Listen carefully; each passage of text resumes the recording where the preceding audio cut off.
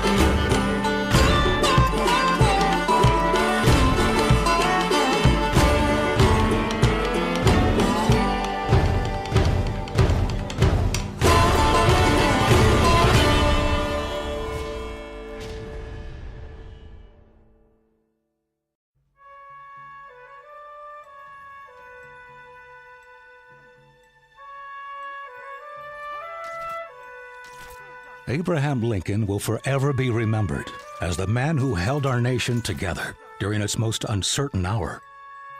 No other president has fought so hard or sacrificed more for our Union. But Lincoln's legacy as the great uniter reaches far beyond the resolution of the Civil War. First, he held us north to south. Then, he bound us east to west. At the height of the Civil War, with unity so much on his mind, President Lincoln sought a way to connect and secure the great expanse of our nation, to unite it entirely from sea to shining sea. On July 1st, 1862, after decades of debate and disagreement on the matter, Lincoln brought the Transcontinental Railroad to life with the stroke of his pen. And with that same stroke, he created Union Pacific.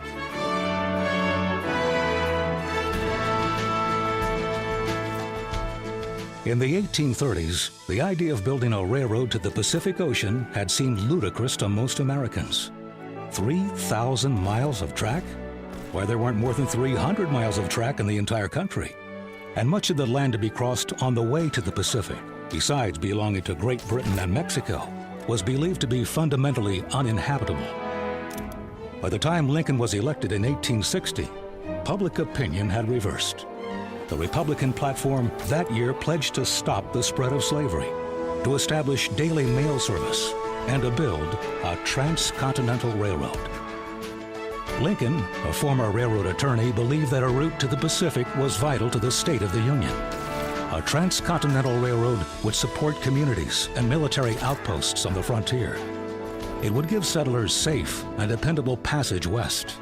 It would open trade with the Far East. And most importantly, it would tie new states, such as California and Oregon, to the rest of the country.